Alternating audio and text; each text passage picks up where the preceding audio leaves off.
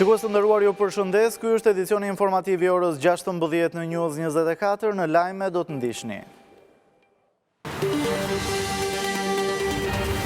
Nesër seanca e parë e kuvendit pas zgjedhjeve, deputetët e rinj marrin detyrën në shtator. Sali Berisha publikon proces verbale të rezultateve të Vlorës e Fierit. Sipas tij, shifrat identike vërtetojnë masakrën me votën e diasporës. Gjykata kushtetuese rrëzon kërkesën e 14 deputetëve të opozitës për mandatin e Vullnet Sinajt.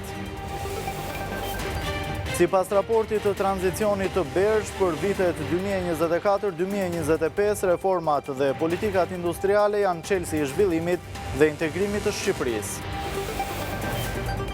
Denoncimi i takfak për qendrën e masazhit ku ofroheshin shërbime seksuale, policia procedon pronarin dhe një punonjëse.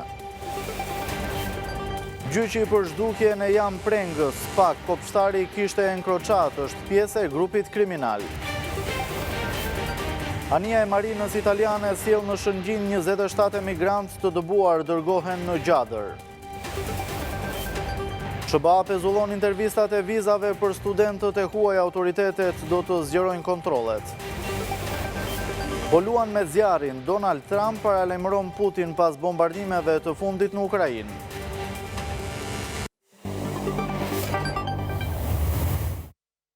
Njihemi tani më gjërësisht me lajmet. Nesër, deputetët do t'i rikthehen jetës parlamentare pas ndërprerjes për shkak të fushatës për zgjedhjet e 11 majit.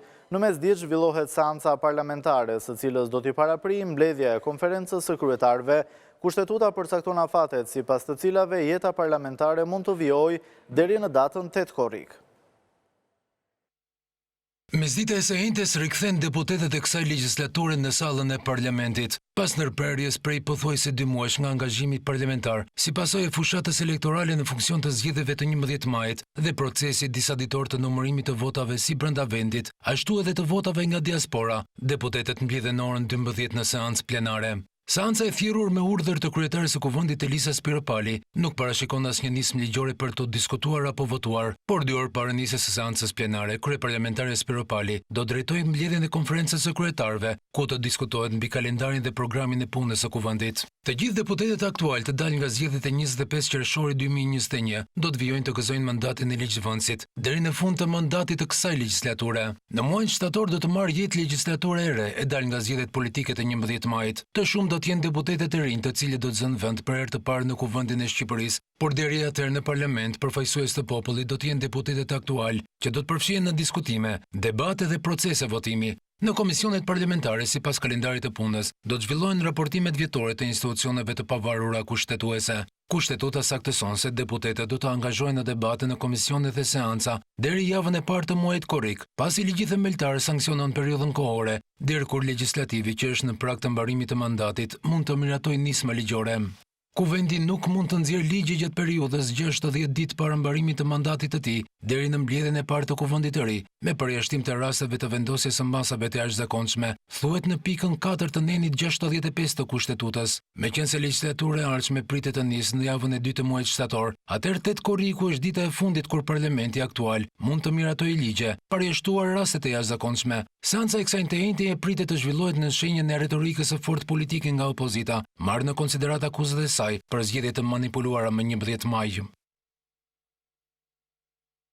Sali Berisha në një konferencë me gazetarët ka publikuar dokumente që sipas tij vërtetojnë se zgjedhjet e 11 majit në Shqipëri kanë qenë një farsë elektorale. Berisha tha se opozita ka prova për manipulimin e votave dhe se lufta për votën e lirë është vetëm në fillimin e saj.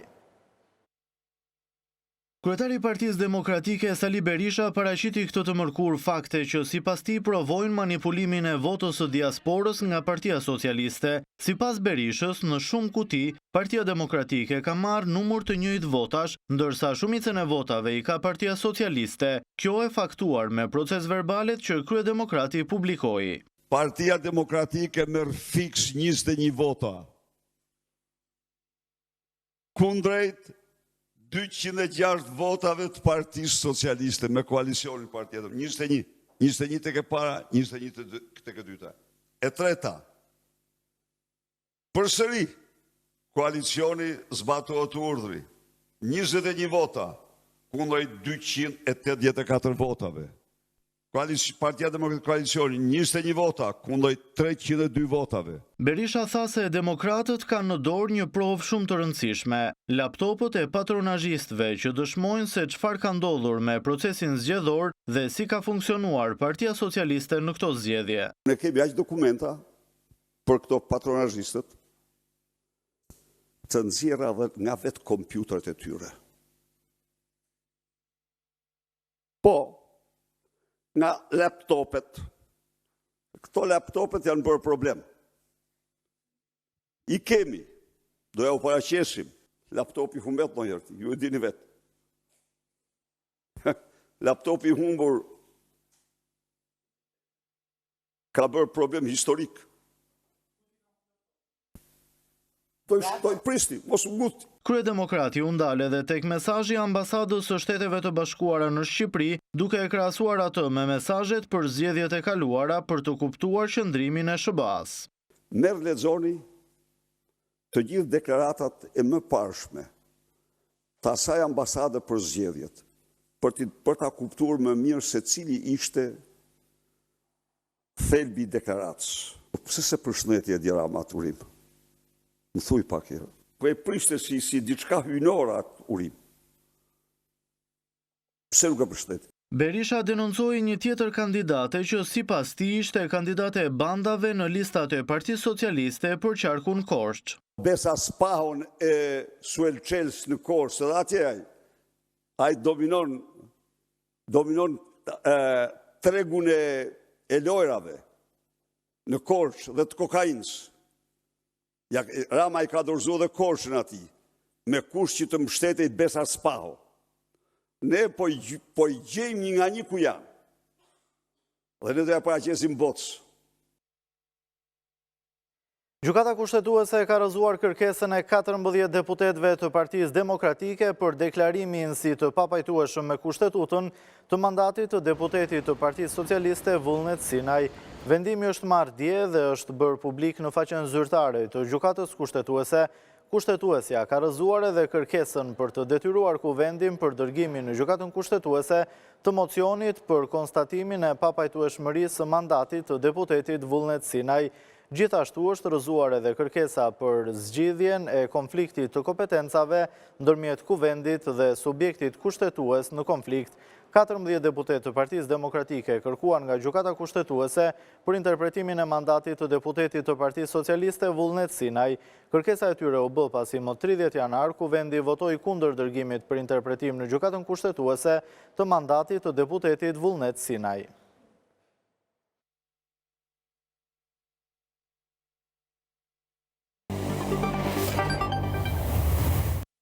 Gjatë prezantimit të raportit të tranzicionit të Bankës Evropiane për Indërtim dhe Zhvillim, guvernatori i Bankës së Shqipërisë, Gent Sejko, theksoi nevojën për politika dhe investime që të përshtaten me integrimin e Shqipërisë në Bashkimin Evropian, ndërsa përfaqësuesit e BERD shprehën mbështetjen për Shqipërinë në rrugën drejt Bashkimit Evropian duke financuar 900 milion euro investime për 5 vite. Guvernatori i Bankës së Shqipërisë Gent Sejko ngresi shqetësim gjendjen e tanishme globale, e cila është ndikuar nga tensionet gjeopolitike, duke rritur me 30% koston e zinxhirëve të furnizimit. Për këtë, sipas Sejkos, duhen politika industriale të reja në investime të zgjeruara, që të përputhen me zhvillimet globale dhe procesin e integrimit evropian. Gjatë prezantimit të raportit të tranzicionit të BERD, guvernatori Sejko tha se sfidë për ekonominë e Shqipërisë mbetet demografia dhe tregtia. Sot përballemi me një realitet global krejtësisht të ndryshëm. Tensionet gjeopolitike kanë shkaktuar një rritje prej 30% në kostot e zinxhirëve të prodhimit, të furnizimit, që nga viti 2020. Fragmentimi tregtar ka reduktuar fluksin e tregtisë globale me 5.4% në vitin 2023, sipas Organizatës Botërore të Tregtisë. Shumë ekonomi, përfshirë edhe tonën, po përballen sot me rënje demografike, ndryshime në tregun e punës dhe disbalanca sektoriale. Në raportin e tranzicionit të Bankës Evropiane për Indërtim dhe Zhvillim për vitin 2024-2025, institucioni ndërkombëtar financiar e vuri theksin tek reformat, që Shqipëria duhet të ndërmarrë me qëllim avancimin drejt Bashkimit Evropian. Në 5 vite, BERD do të sigurojë 900 milion euro investime për Shqipërinë. Më herët këtë vit, bordi ynë miratoi strategjinë e re 5 vjeçare për Shqipërinë, e cila bazohet në angazhimin ton në këtë vend gjatë periudhës strategjike, me afërsisht 900 milion euro financime dhe asistencë teknike, dhe synon të mbështesë progresin e plotë të Shqipërisë drejt Bashkimit Evropian. Prioritetet e strategjisë sonë për vendin janë plotësisht të harmonizuara me strategjinë globale të BERSH dhe janë përshtatur me prioritetet dhe nevojat specifike të Shqipërisë. Prioriteti i parë është përshpejtimi i kalimit drejt ekonomisë së gjelbër. Do vazhdojmë të mbështesim Shqipërinë drejt energjisë rinovueshme. Kjo përfshin asistencë në politikë bërje, financim të kapaciteteve të energjisë rinovueshme, ashtu edhe përmirësimin dhe zgjerimin e rrjeteve të transmetimit dhe shpërndarjes së energjisë. Për rrugtimin drejt integrimit evropian, guvernatori Sejko kërkoi edhe investime në kapitalin njerëzor.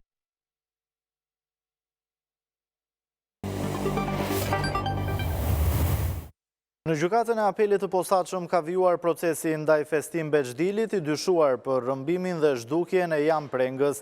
Gjatë seancës, trupi gjykues urdhëroi shoqërimin e Aldo Majnishtës dhe Dritan Rexhepit për të marrë në pyetje. SPAK pretendon se Beçdili ka patur një celular enkroçat që nuk është zbërthyer. Dritan Rexhepi dhe Aldo Majnishta do të paraqiten më 12 qershor në gjykatën e apelit posaçëm për të dëshmuar nëse japin pëlqimin në procesin ndaj Festim Beçdilit, bashkë i pandehur me ta për akuzën e rrëmbimit dhe zhdukjes së Jan Prengës në 2020 në Kamës. Kopshtari i Golden Resort ku mbaj trupi pa jetë i babait të 3 fëmijëve, por i gjykohet në apelin e posaçëm pas kthimit të dosjes nga gjykata e lartë, e cila prishi vendimin e dënimit të tij me burgim të përjetshëm. Në seancën e smërkurës, avokati Ilir Murati paraqiti disa kërkesa, siç ishte zbërthimi i telefonit të enkriptuar, të cilin sipas prokurorisë posaçme dispononte Beçdili. Në momentin e arrestimit, avokati tha se klienti i tij nuk ka patur në disponim një telefon të tillë, por gjithsesi SPAK duhet ta zbërthejë atë dhe të konfirmojë nëse Beçdili ka ose jo komunikime me të pandehurit e tjerë. Sipas avokatit, kopshtari nuk ka komunikime në aplikacionet e enkriptuara me të pandehurit Altin Hajri apo Gentian Doçi Funiçi, madje ky i fundit sikurse theksoi mbrojtësi, jep udhëzime që Beçdili të hesh lidhur me ngjarjen. Mbrojtësi kërkoi edhe thirrjen e një eksperti që të interpretojë pamjet filmike të Golden Resort ku shfaqen rrëmbyesit.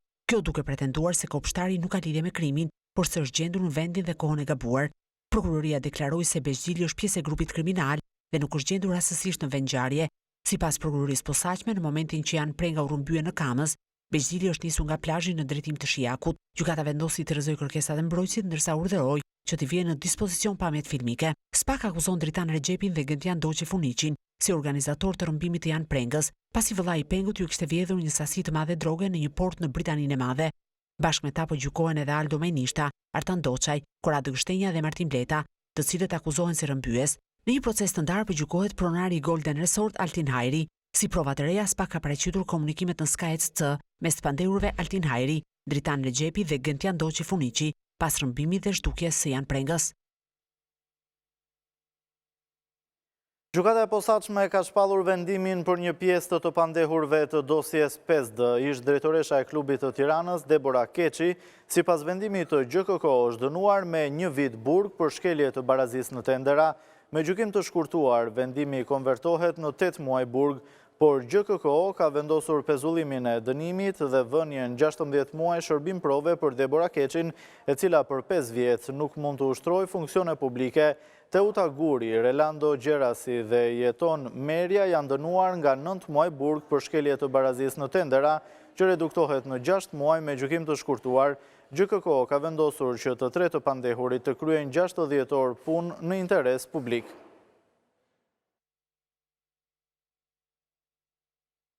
Emisioni Tak Fak denoncoi me pamje qendra masazhesh ku vajzat ofronin shërbime seksuale. Pas denoncimit të emisionit Tak Fak, policia nisi procedimin penal në gjendje të lirë për pronarin e një qendre masazhesh dhe një punonjëse, ndërsa shpalli në kërkim edhe një 28 vjeçare. Denoncimi me fakte dhe video i emisionit Tak Fak për qendrat e masazheve që ofrojnë shërbime seksuale vuri në lëvizje policin, e cila nisi procedim penal për pronarin e një qendre masazhesh dhe një punonjëse 37 vjeçare, ndërsa shpalli në kërkim edhe një vajzë 28 vjeçare. Një çuni jon, një alamet çuni, që kishte probleme me kocka, ne e futëm tek një nga këto qendra masazhi. Shkoj për kocka, por Ja thyu kockat ajo. Emisioni Tak Fak në News 24 me anë të kamerës së fshehtë filmoi vajza të cilat ofrojnë shërbime seksuale në këto qendra masazhesh. Bashkëpunëtori Tak Fak që u infiltrua në qendrën e masazheve gjatë bisedës me vajzën që i ofron një shërbim të tillë, zbulon orarin e zgjatur të punës, klientelën dhe shumë detaje që lidhen me këtë veprimtari.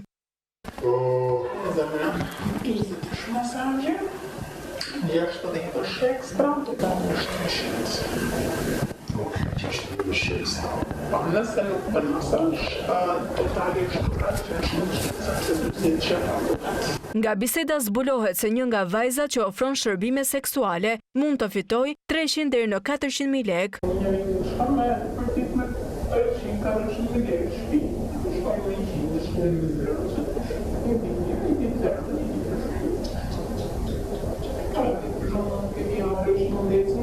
Policia bën të ditur se po dokumentohen rrethanat e plota të rastit për identifikimin dhe vënien përpara përgjegjësisë ligjore të personave të përfshirë në këtë veprimtari të palishme. Sekretari i përgjithshëm i Partisë së Lirisë Tedi Blushi është në një deklaratë për mediat nga selia e Partisë së Lirisë, e ndjekim.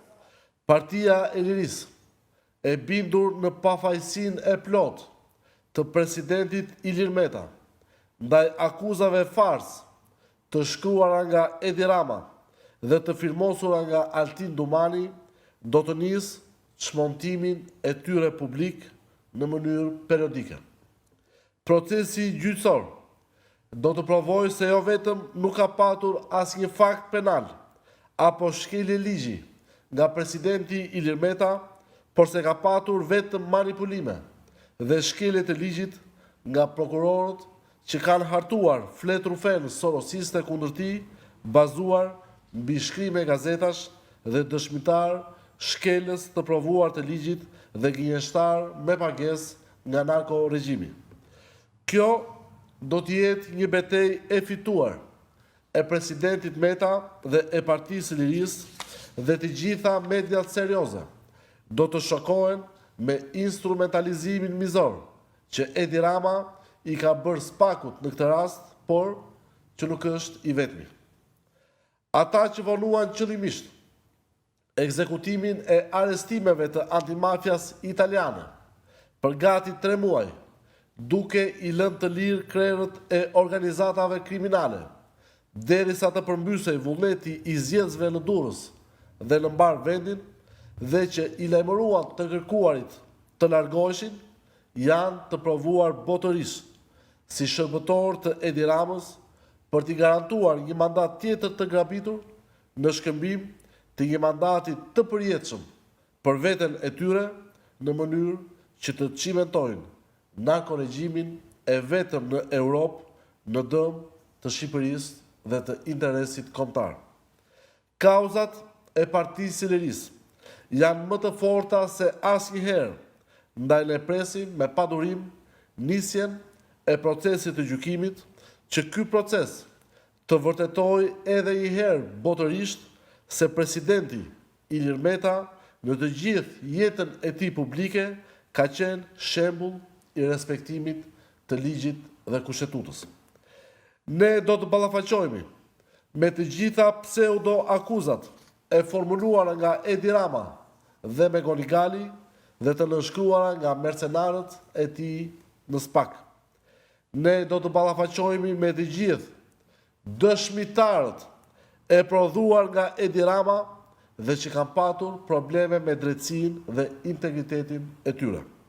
Jemi të bindur në shpartallimin e plot të kësaj farse kundër Ilir Metës si president i Partisë së Lirisë, por edhe si ish president i Republikës, i cili provoi botërisht në Komisionin e Venecias dhe kudo tjetër shndrimin e reformës në drejtësi me 140 vota në Ramaform me 69 vota dhe me betime të antarëve të gjykatës kushtetuese te noteri Telana. Partia e Lirisë do të dalë shumë herë më fort nga kjo betejë, sepse kauzat e saj janë interes ekzistencial kombëtar. Partia e Lirisë po vijon procesin e analizës së rezultatit, të efektivitetit dhe forcimit të pandarshëm të strukturave të saj, si dhe të funksionimit të koalicionit me qëllim përgatitjen për konkurimet e ardhshme zgjedhore. Faleminderit. Kemi ndjekur këtë deklaratë të Tedi Blushit nga Partia e Lirisë, vijojmë me të tjera informacione. 27 emigrantë të cilëve ju është refuzuar azili në Itali mbërritën në portin e Shëngjinit mëngjesin e së mërkurës dhe pas përfundimit të procedurave në port u dërguan në masa të repta sigurie në kampin e Gjadrit. Ky është kontingjenti i treti emigrantëve që mbërrin në territorin shqiptar si pjesë e dekretit të ri të qeverisë italiane që parashikon dërgimin e emigrantëve që është refuzuar azili në Itali. Një grup prej 27 emigrantësh që ju është refuzuar azili në Itali mbërritën në portin e Shëngjinit mëngjesin e së mërkurës. Pas nises nga porti i Brindizit, me një anije të marinës ushtarake italiane, pas mbërritjes në Shqipëri dhe pas kryerjes së procedurave portuale, emigrantët u transferuan drejt kampit të Gjadrit, konform rregullave dhe protokolleve të përcaktuara. Ky është kontingjenti i tretë i emigrantëve që mbërrin në territorin shqiptar si pjesë e dekretit të ri të qeverisë italiane, të cilët do të qëndrojnë në Gjadër deri në deportimin në vendet e tyre të origjinës, me një afat maksimal që nuk kalon 18 muaj. Fillimisht, kampi i Gjadrit ishte projektuar si një qendër pritjeje për azilkërkuesit e shpëtuar në det për një periudhë deri në 28 ditë, por me dekretin e ri të qeverisë italiane, kjo qendër do të presë emigrant me precedent të mëparshëm penal. Gjithashtu, në ditët në vijim pritet vendimi i Gjykatës Europiane të Drejtësisë, lidhur me apelimin e paraqitur nga Gjykata e Romës, që ka vënë në pikpyetje legjitimitetin e arrestimeve të emigrantëve të shpëtuar në Mesdhe dhe të transferuar më pas në Shqipëri, veçanërisht për rastet që vijnë nga vendet që Italia i ka cilësuar si të sigurta, si Egjipti dhe Bangladeshi. Publicitet, rikthehemi pas pak me të tjera zhvillime.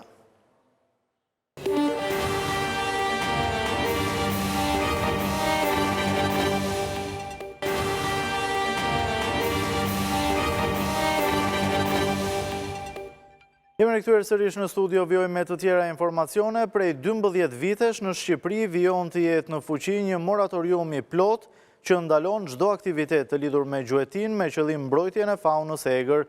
Gjuetarët e licencuar ngren shqetësimin se pavarësisht ndalimit, gjuetia ka vijuar nga persona të pa autorizuar, duke dëmtuar më shumë botën e egër.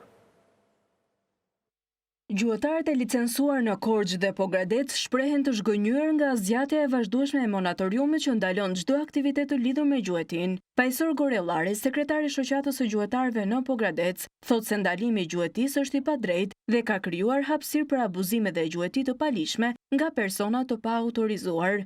Shoqata e gjuetarëve ka një formulë që llofshi shumë dhe vrafshi pak.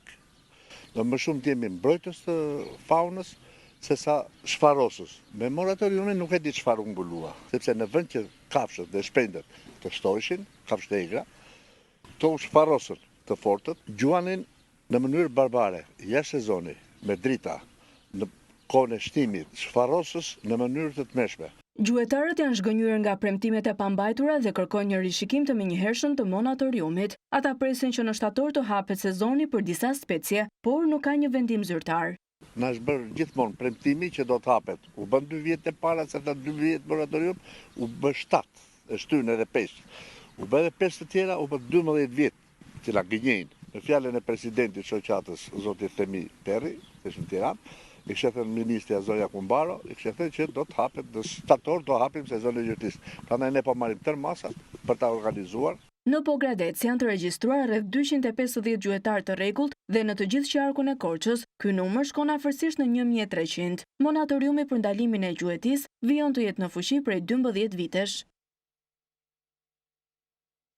Prefektja e qarkut Shkodër, Majlinda Angoni, në mbledhjen e radhës të Task Forces, listoi disa problematika që dëmtojnë sektorin e turizmit, duke u bërë thirrje bashkive të veprojnë në kohë. Trafiku rrugor, menaxhimi i plazheve dhe kontrolli i mjeteve lundruese mbeten problematikat më të mëdha të këtij sezoni.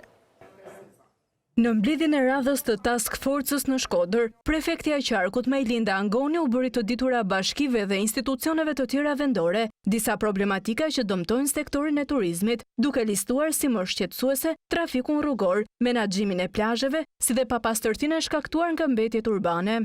Ne jemi përpara disa sfidave që na duhet të përballojmë në këtë vit. Menaxhimin e trafikut gjatë sezonit, sidomos në Bashkinë e Shkodër, ku kemi edhe një situatë të punimeve në rrugë. Një problematik e hasun dhe që na ve prap përpara përgjithësive është edhe niveli i zhurmave përtej limiteve.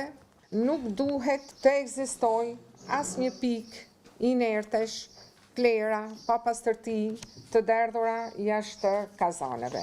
Vija bregdetare dhe ajo liqenore nuk garantojnë siguri për pushuesit nga mungesa e vrojtuesve dhe mjetet plundruese jashtë standardit. Gjithashtu një problematik madhore mbetet edhe menaxhimi i hapësirave publike në Velipoj. Një problematik tjetër është ushtrimi i aktivitetit të turizmit detar me mjete lundruese jashtë standardeve.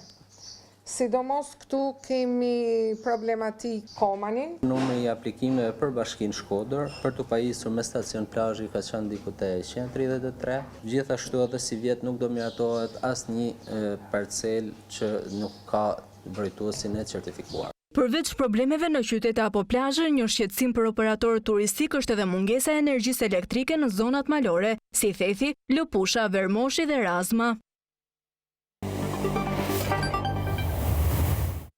Ambasadori i Bashkimit Evropian në Prishtinë bëri thirrje Kosovës të bëjë detyrat dhe të shfrytëzojë mundësinë e re në përpjekjet e saj për të antarësuar në bllokun evropian, ndër detyrat kryesore për të mbesin dialogu me shtetin fqin Serbin e në veçanti Asociacioni i Komunave me Shumicë Serbe.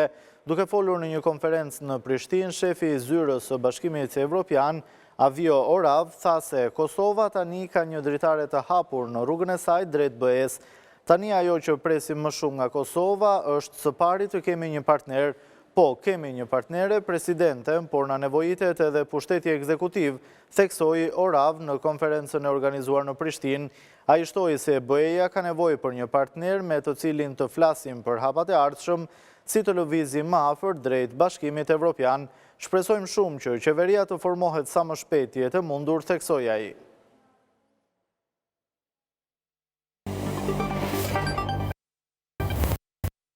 Presidenti i Shteteve të Bashkuara Donald Trump paralajmëroi presidentin rus Vladimir Putin se po luan me zjarrin pas sulmeve vdekje prurse të këtyre ditëve në Ukrainë. Ajo që Vladimir Putin nuk e kupton është se po të mos isha unë, shumë gjëra të këqija do t'i kishin ndodhur tashmë Rusisë, deklaroi Trump, ndërsa presidenti Ukraina Zelenski theksoi se Rusia kishte grumbulluar 50.000 trupa për sulme në pjesën verilindore të Ukrainës. Presidenti i Shteteve të Bashkuara Donald Trump kritikoi ashpër presidentin e Rusisë Vladimir Putin pasi Moska përmbylli një fushat bombardimesh traditore më 26 maj me sulmin më të madh ajror të luftës mbi 3 vjeçare. Trump tha se deri më tani e ka mbrojtur Rusinë nga masat të dhimbshme të pazbuluara, por lat kuptohej se po humb durimin pasi Putin po vazhdon t'i shpërfill thirrjet e tij për armëpushim. Ajo që Vladimir Putin nuk kupton është se po të mos isha unë, shumë gjëra të këqija do t'i kishin ndodhur tashmë Rusisë dhe kam fjalën për gjëra vërtet të këqija. Ai po luan me zjarrin, tha Trump më 27 maj në Truth Social. Pas paralajmërimit të Trump, presidenti i Ukrainës Zelenski deklaroi se Rusia ka grumbulluar më shumë se 50.000 trupa, duke përfshirë disa nga forcat e saj më të mira, pranë rajonit verilindor të Ukrainës, Sumi, por Kievi ka ndërmarrë hapa për t'i parandaluar ata të kryejnë një ofensiv në shkallë të gjerë. Zelenski deklaroi se qeveria e tij ishte e gatshme për bisedime të mëtejshme të paqes në çdo format. Ai tha se priste që raundi tjetër të ishte në një nivel teknik, por theksoi se do të ishte gati për një takim trepalësh me presidentin e Shteteve të Bashkuara Donald Trump dhe presidentin rus Vladimir Putin. Zelenski deklaroi se nuk dëshiron që Shtetet e Bashkuara të Amerikës të largohen nga procesi paqes në Ukrainë, siç ka kërcënuar Washingtoni të bëjë nëse nuk arrihet përparim. Departamenti Amerikan i Shtetit ndaloi përkohësisht planifikimin e intervistave të reja për viza për studentët e huaj që synojnë të studiojnë në SBA. Autoritetet amerikane synojnë që të zgjerojnë kontrollet mbi aktivitetin e aplikuesve në rrjetet sociale. Ne do të vazhdojmë të përdorim çdo mjet që kemi për të vlerësuar se kush vjen këtu, qofshin student apo të tjerë, tha zëdhënësja e Dash. Departamenti Amerikan i Shtetit ka ndaluar përkohësisht planifikimin e intervistave të reja për viza për studentët e huaj që synojnë të studiojnë në SBA, pasi po përgatitet të zgjerojë kontrollin mbi aktivitetin e tyre në rrjetet sociale njoftuan zyrtarët sipas Associated Press. Një zyrtar amerikan tha në kushte anonimati të martën se kjo ndalesë është e përkohshme dhe nuk vlen për aplikantët që tashmë e kanë të caktuar intervistën për vizë.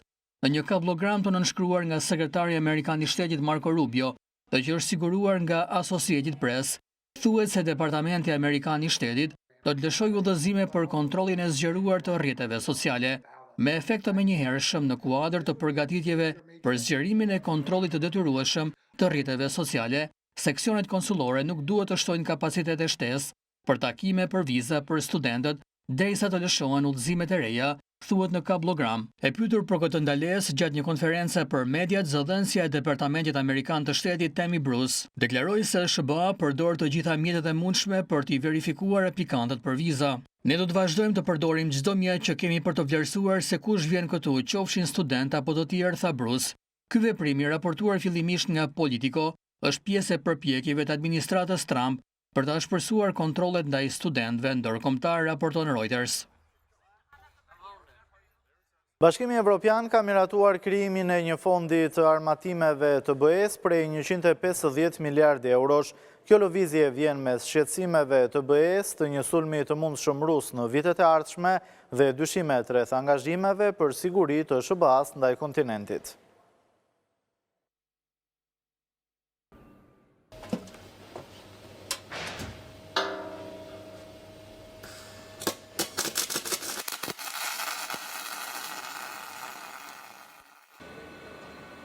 Bashkimi Evropian ka miratuar krijimin e një fondi të armatimeve të Unionit prej 150 miliardë eurosh, i nxitur nga shqetësimi i një sulmi të mundshëm rus në vitet e ardhshme.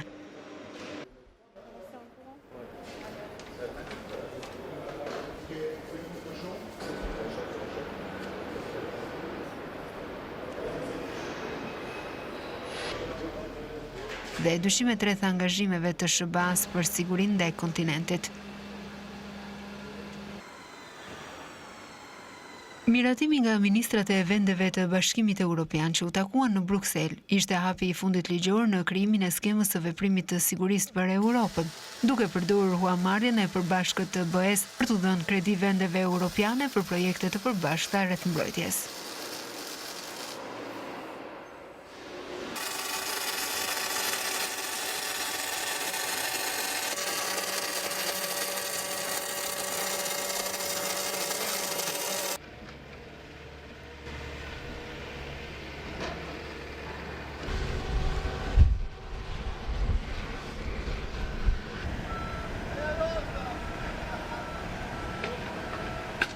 Masa u mbështet 26 nga 27 vendet anëtare të Bashkimit Evropian përveç Hungarisë që abstenoi, u shprehën diplomatët.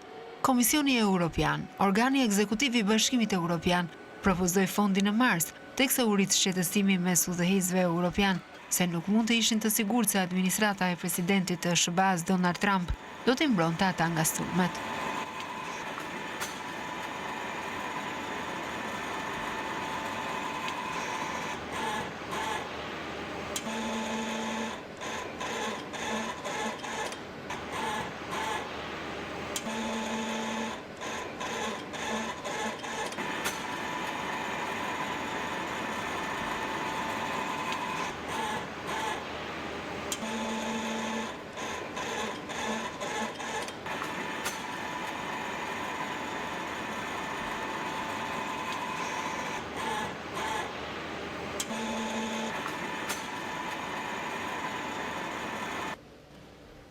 Të alarmuar nga sulmi i Rusisë në Ukrainë në vitin 2022 dhe nga dyshimi se mund të jetë objektivi i radhës i Moskës, vendet e Bashkimit Evropian kanë rritur tashmë shpenzimet e mbrojtjes me më shumë se 30% në 3 vitet e fundit, por udhëheqësit e BE-s thonë se kjo nuk është e mjaftueshme.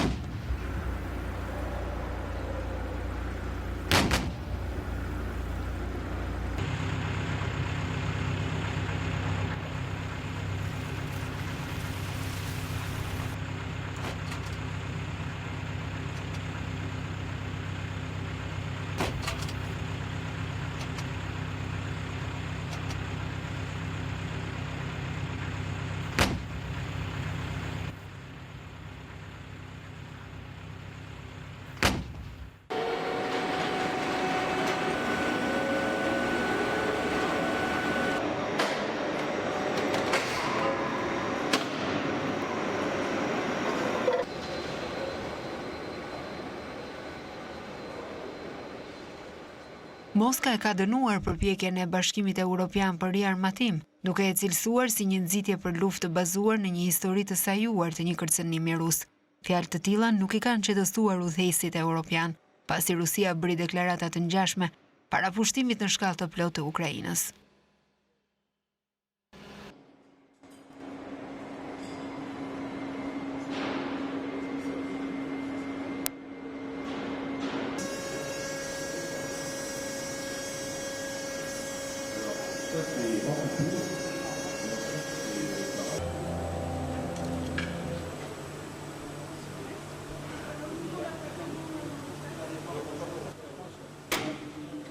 Iniciativa e Bashkimit Evropian synon të thyej barierat kombëtare, duke financuar projekte të përbashkëta midis vendeve të BE-s dhe përfshin një element të fortë blej produkte europiane, pasi synon të nxjisë industrinë mbrojtëse të kontinentit.